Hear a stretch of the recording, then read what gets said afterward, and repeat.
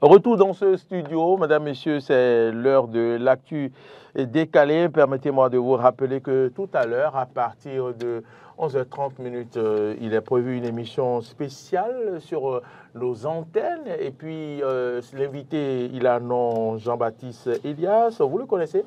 Il est président du Front des organisations nationales contre la corruption. On parle de FONAC. Le thème, c'est Journée africaine de lutte contre la corruption et le blanchiment d'argent.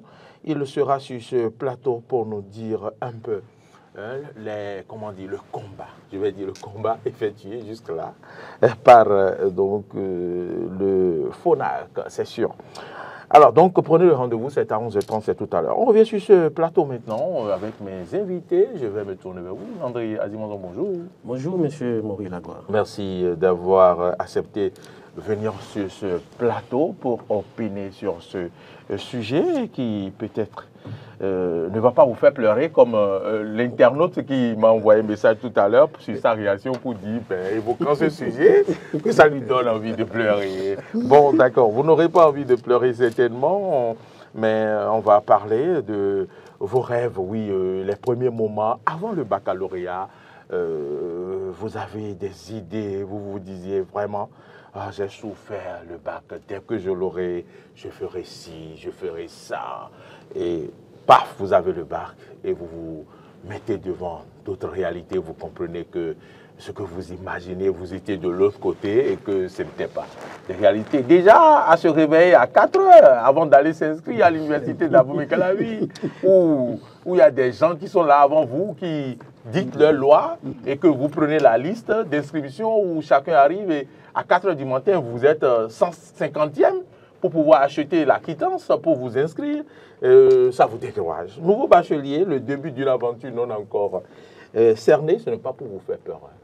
Parlez-nous de vos avances, de vos ambitions de départ. Oumar, contrairement à vous, moi j'aurais aimé même faire peur aux bacheliers. Ah bon, pourquoi? Oui, avant qu'ils aient. Parce que moi j'aurais aimé qu'on laissez-les profiter, laissez-les profiter. On m'a pas fait peur et j'ai connu les conséquences là-bas. Oui, c'est toute une autre réalité. Moi qui ai été éduqué... Ma première question, parce que faut pas... on ira step by step. Step by step. Avant le bac, qu'est-ce que vous vous disiez? Quelle idée aviez-vous après le bac, sur l'après-bac? Voilà. Moi, personnellement, en tout cas, après le bac, je me disais que c'est une nouvelle vie qui commence. Je deviens plus autonome, je n'ai plus besoin qu'on me crie dessus. Enfin, on a grandi en fait. On se dit que bon, on est devenus de vrais adultes maintenant. C'est le premier diplôme universitaire. Désormais, je suis un Akowe, comme on dit chez nous. Donc, on se gargarise en quelque sorte. On est content. On se dit, voilà, c'est bon, je suis devenu un intellectuel. Vous pouvez sortir, rentrer à l'heure où vous voulez. Sans savoir... C'est les idées que vous faisiez. Voilà, sans savoir que c'était un nouveau combat.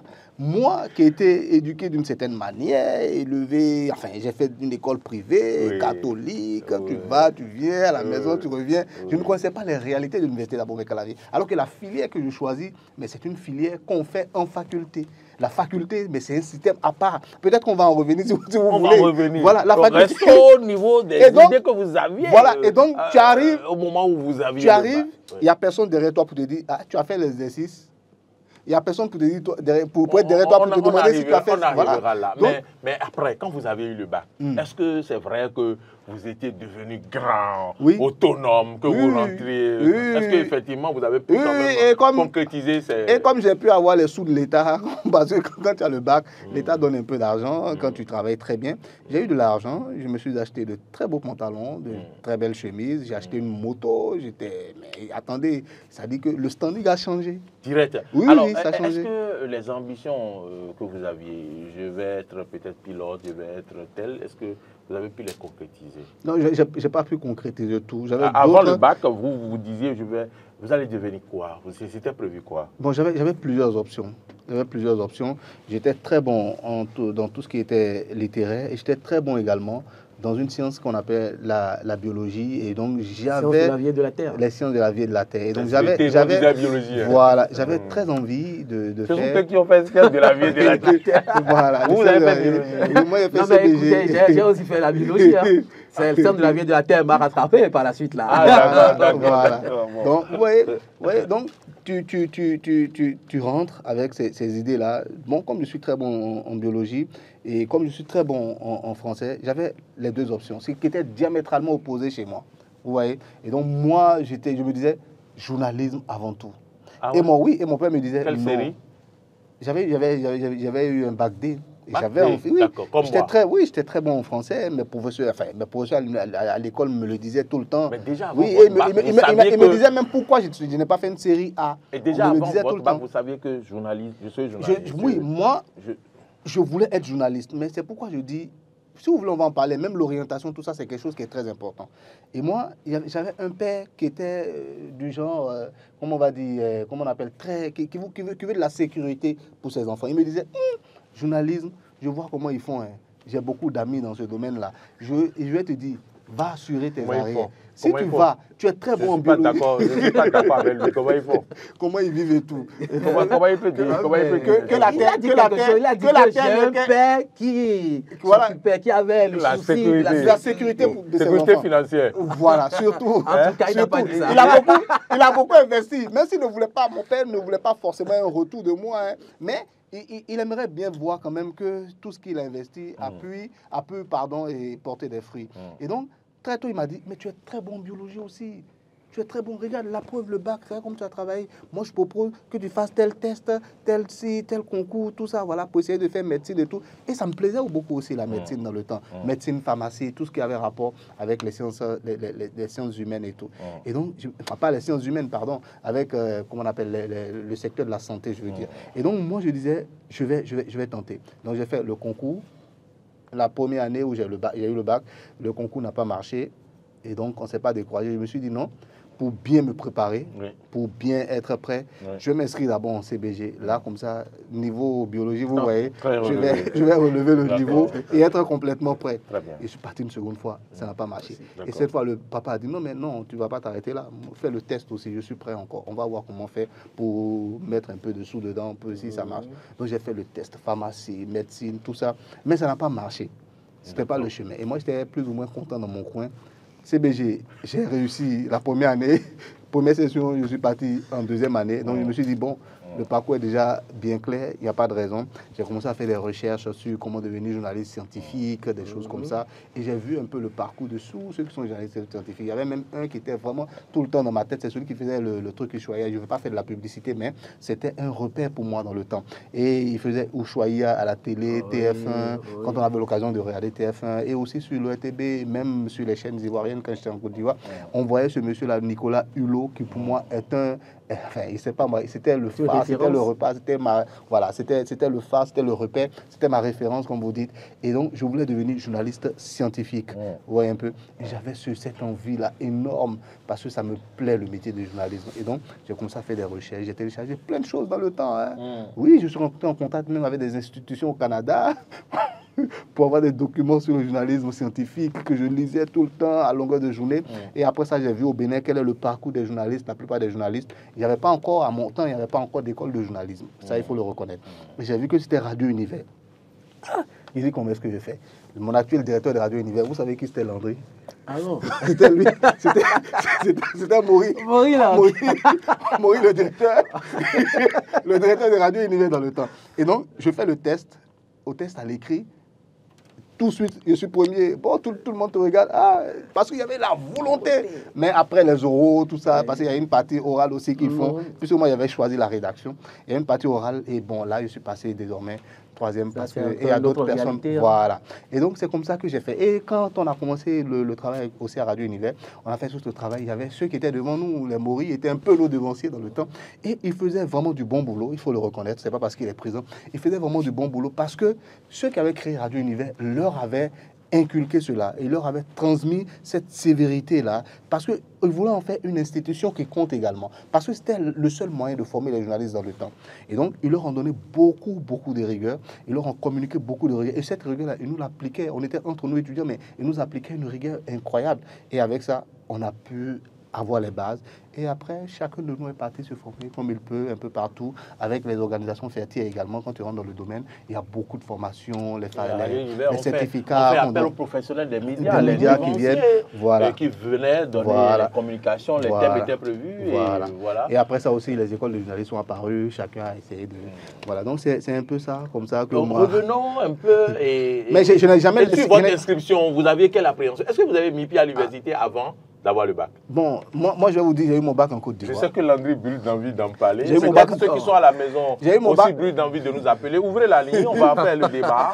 Tous azimuts. J'ai eu mon bac en Côte d'Ivoire, donc moi j'ai 2 expériences par rapport à ça. Une première inscription là-bas, où on m'a dit le prix. Et le papa a dit, mais écoute, je paye cher depuis très longtemps pour des écoles, même tout ça. Alors que chez moi, ça coûte 6500. C'était 6500 francs dans le temps. Ou bien 6200, je ne sais pas. Au Bénin? Au Bénin, dans le temps. Dans le temps. 1999-2000. Pas 5200 Non, non, 6200, je crois. 6200. Et c'est ça, donc l'inscription. Mon père a crié. Il va payer 300 et quelques mille francs, alors que chez moi-même, on paye, tu as maison, tu as tout, tu ne payes rien. Je vais t'envoyer encore de l'argent. Non, c'est mieux que tu ailles là-bas. Donc, première inscription que j'ai faite là-bas, j'ai vu les réalités. C'est pratiquement les mêmes. Les longues files d'attente, photos, bijoux, quoi. C'est compliqué. Il fallait forcément quelqu'un pour t'aider. Et quand je viens au Bénin, là, c'est encore toute une autre réalité. Parce que je ne suis pas habitué aux réalités d'ici. Il fallait que je trouve des gens pour... Et je salue les oncles, tous ceux-là qui m'ont aidé. Voilà. Et donc, c'est comme ça que je l'ai fait. J'habitais chez un tonton aussi, tonton Youssoufou, que le Seigneur le lui rende. Je n'ai jamais eu les moyens de pouvoir le... Voilà, je n'ai jamais eu les moyens de le lui rendre. Et il y a très longtemps, je l'ai vu également. Donc, peut-être... Parce que vous êtes devenu journaliste. Je pense que c'est l'occasion de lui adresser... Voilà, c'est ce que je voulais dire. Si peut-être il nous écoute, je le porte vraiment dans mon cœur tous les jours. Je pense tout le temps à lui parce qu'il a fait beaucoup. Et il y a une période aussi où j'étais tombé malade, on devait m'opérer et tout, il était au devant. Et même quand mon père est revenu pour régler tous les sous, il a dit non, que c'est pas... Il a dépensé énormément, mais il a dit non. Voilà, donc ça c'est une parenthèse ouverte et fermée. C'est des moments difficiles qu'on ne va pas. Donc il y a des réalités. Et cette maladie même que j'ai eue... Vous n'avez pas répondu cette à ma maladie. Question. Oui, c'est lié. Mis pied à l'université. Non, c'était ma première fois de mettre pied à l'université. Je vais revenir à vous dans un instant. C'était une réalité. Je vais revenir à vous dans un instant. Aujourd'hui, on peut ouvrir la ligne aux téléspectateurs qui ont envie d'agir. Vous êtes candidat, vous nous suivez en ce moment, vous venez d'avoir le bac, vous êtes dans le feu. Appelez-nous, on va échanger. Dites-nous quels sont vos rêves, ou si vous avez déjà traversé ces étapes, vous avez envie de partager les idées que vous aviez avant votre bac. Venez nous en parler. Est-ce que vous avez pu atteindre vos objectifs? Vous êtes étudiant, vous nous suivez. Appelez-nous, le numéro est affiché. Landry, avant le bac. À l'école, on nous demandait quelle est votre carrière envisagée. Votre carrière envisagée, c'est ce qu'on nous demandait les enseignants. D'accord, supposons qu'on est à l'école. Monsieur Landry, quelle est votre carrière envisagée? Ah oui, mais à l'époque, moi je disais toujours, écoutez, je veux être douanier. Hein. Je savais. J'ai tout dit. Une période, il y avait 2 carrières envisagées. C'est douanier et c'est transitaire. Il y avait un peu policier aussi. Non, police, moi, j'aime pas trop. D'accord. Donc, carrière je disais toujours douanier. Pourquoi douanier et qu'il nous dit un peu aussi? On ne dit pas que vous savez, n'a qu'à nous dire, on va entendre. Vous savez quoi? Qu'est-ce que vous savez?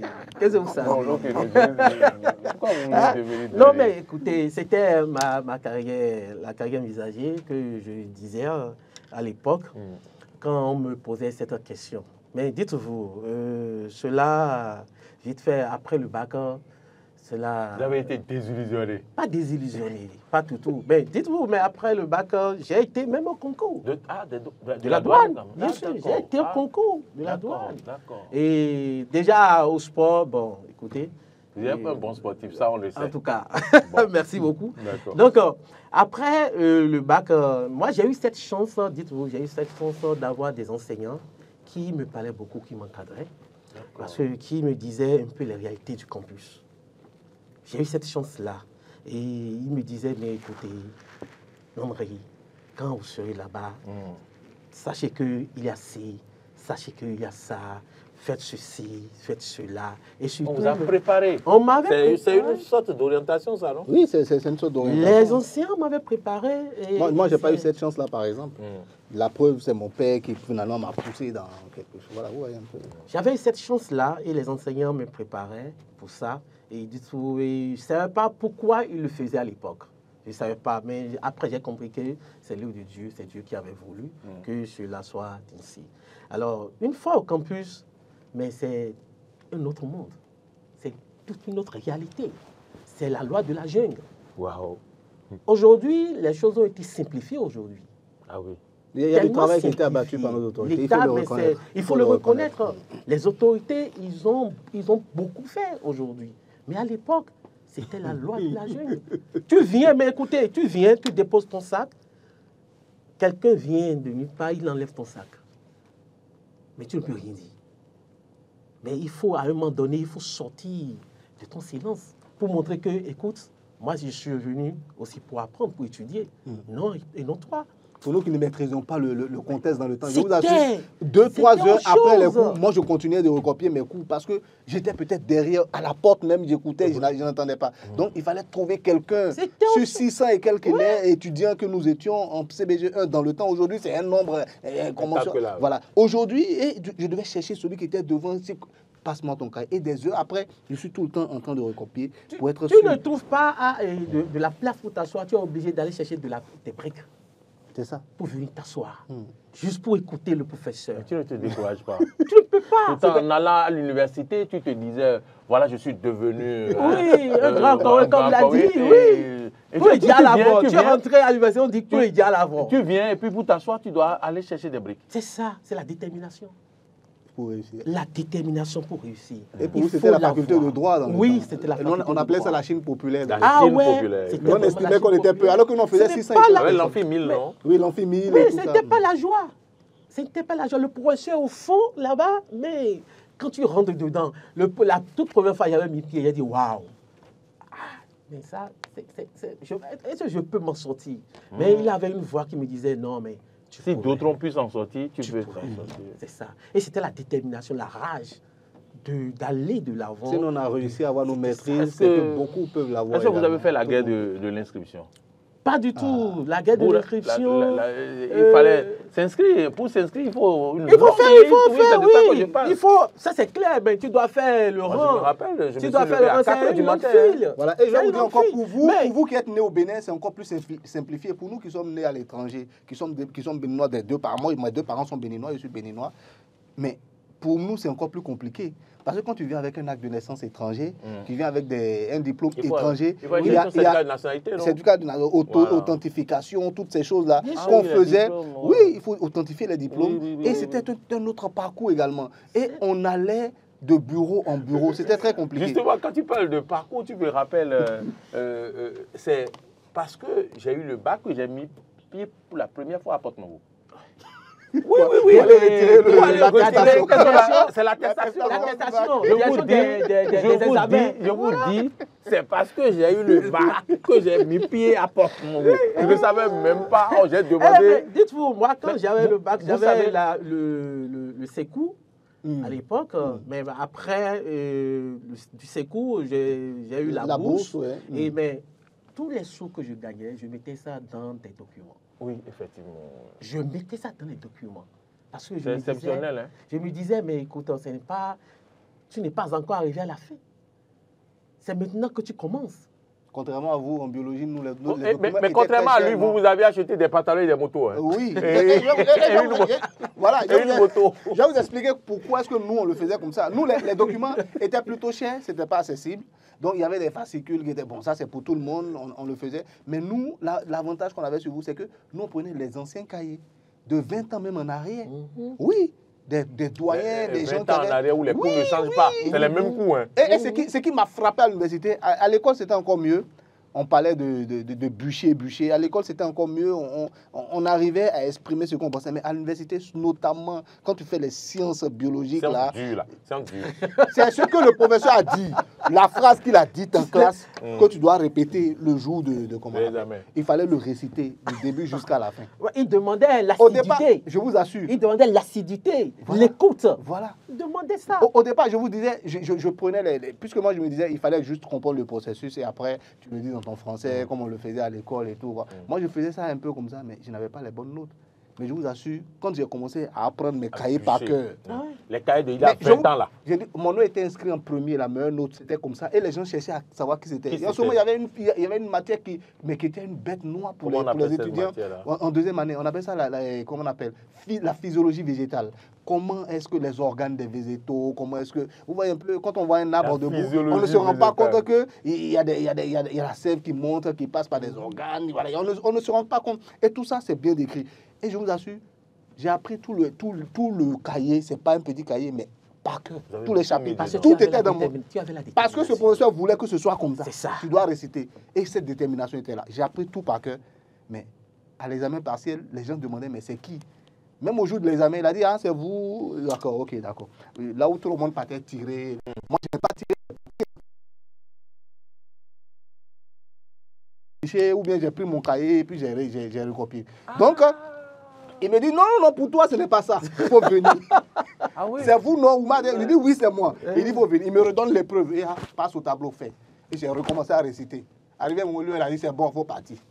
Il dit, monsieur, c'est bon. Il dit, il faut partir. Donc, il a compris que finalement, voilà. Tu l'avais internalisé. Voilà, Il s'est j'avais préparé compris. pour me recevoir. Pour me recevoir. Ce qui m'a aussi au niveau à l'université, le choc que j'avais aussi eu, c'était Le début au d'une aventure non oui, encore au niveau du restaurant. Mais pour manger, Voilà une belle expérience. écoutez, c'est la croix et la bannière. Ouais. Première année, on était venus, oui, on était contents, universitaires, étudiants, nanani, nanana. Mais on prenait notre temps, aller au restaurant. J'avais des amis où on se déléguait. Toi, va dans le rang, hein. Tu vas dans le rang et tu prends ta place. Et là, nous, on vient après. Il y a des gens qui prenaient la place à 9h. Oui, alors déjà. que le restaurant ouvre à 11h. À 11h. Et là, mais écoutez, première session, mais je me retrouve, je reviens à la seconde session avec cette matière. J'ai dit, tiens, attention, qu'est-ce qui se passe? Mais j'ai mis une croix sur le resto. Pourquoi? J'ai mis une croix. C'est le resto qui vous a fait échouer? Non, parce que tout le temps, quand on te déléguait, tu laissais les coups. D'accord. Pour aller te mettre dans le rang. Ok. Mais j'ai mis une croix sur... Donc vous faisiez partie de ceux que je voyais dans le rang. Ah oui, à 9h. Donc, j'ai mis une croix. Moi, je vais vous dire. J'ai mis une croix sur ça, sur des divertissements et autres, des amis. J'ai commencé par mettre des croix. Et écoutez, rester focus sur ça. Voilà, et c'est ça qui m'a amené à obtenir la bourse. Voilà. Et les amis qui revenaient aussi à 3 matières, 9 matières, eux pensaient que, bon, écoutez, 3 matières, mais ils ont compris, ils n'ont pas pu. Par rapport à la vie estudiantine, par rapport à la bouffe également, moi je vous ai dit, j'étais tombé malade. C'était exactement la malbouffe, toutes ces choses-là qu'on mangeait. Puisqu'on était habitué à manger avec nos parents, la maman prépare, ou bien on prépare à la maison et tu manges, vous voyez. Mais là-bas, tu te débrouilles. Et moi, mon corps n'était pas vraiment adapté à tout ça. Se débrouiller pour manger n'importe quoi. Et finalement, j'ai été, comment on appelle, mon estomac on ne nous a pas dit la méthode à l'université. Voilà. C'est African Tennis, il faut manger.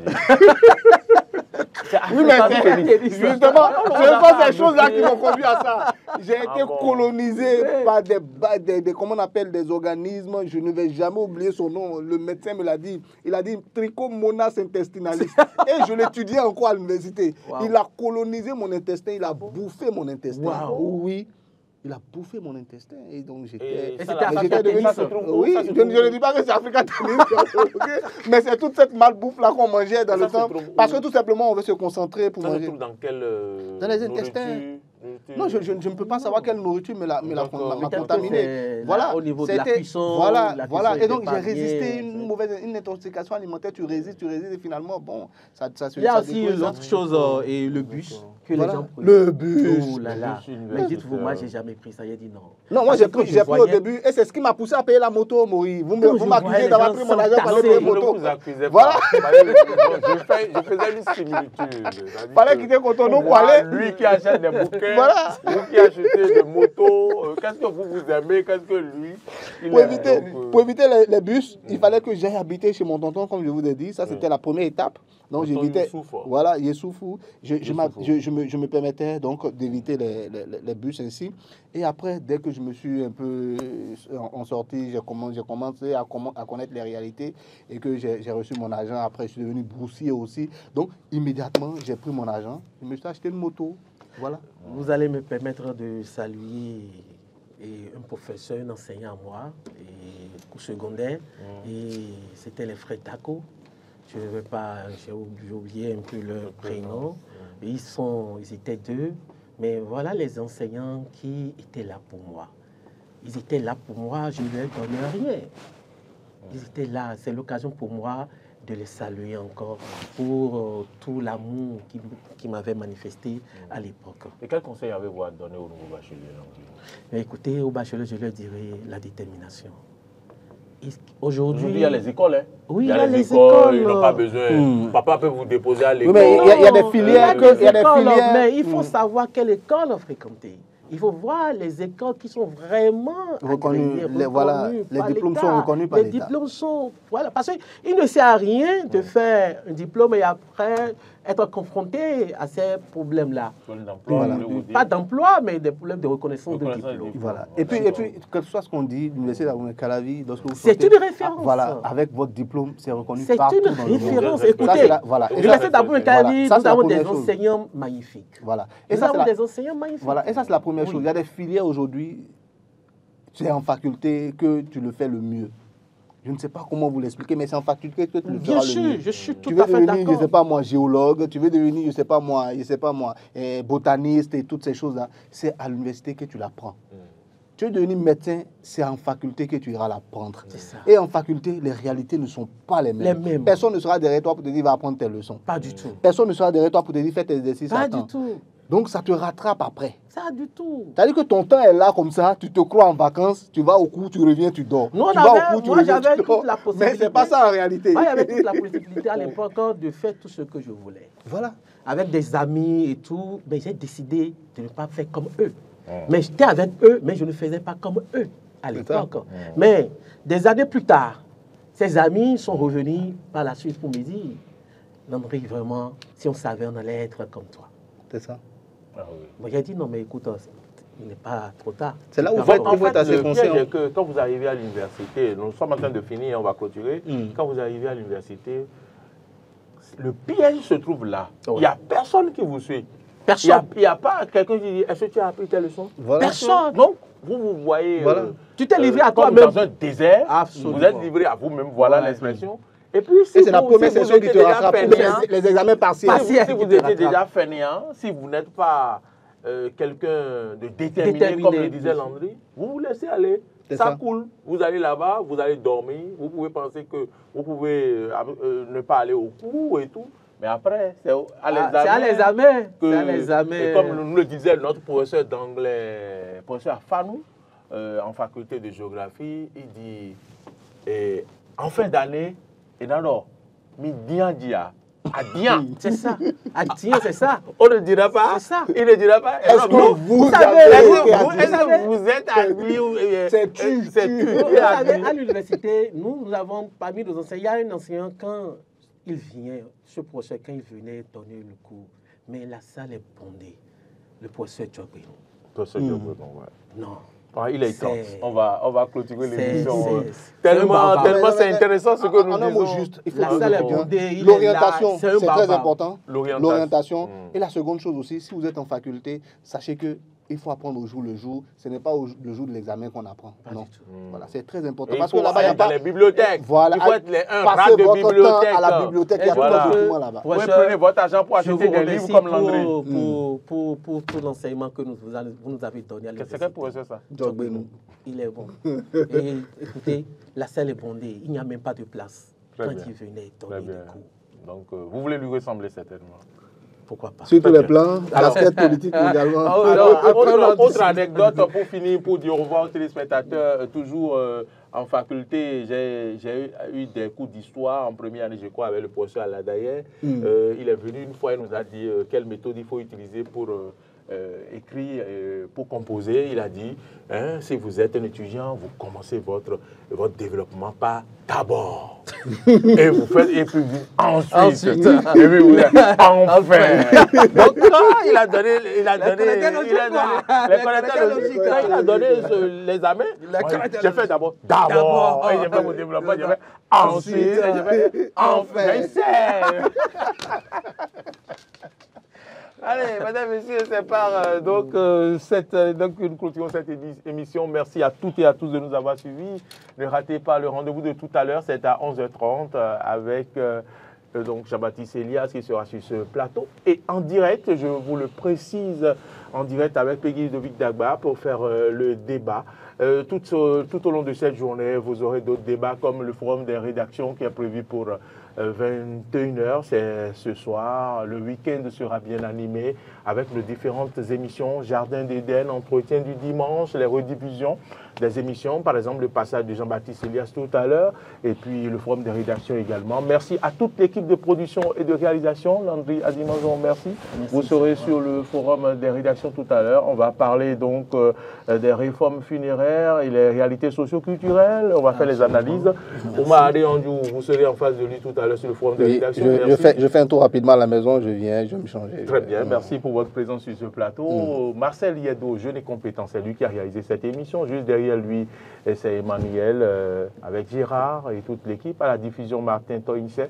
Modeste Rondecon dit oui, les réactions sur les réseaux sociaux. J'ai oublié de lire des réactions, mais j'ai retenu qu'il y a une personne qui a dit de ne pas la faire pleurer. Quand on parle du baccalauréat. Voilà. Merci à toutes et à tous. Bon week-end.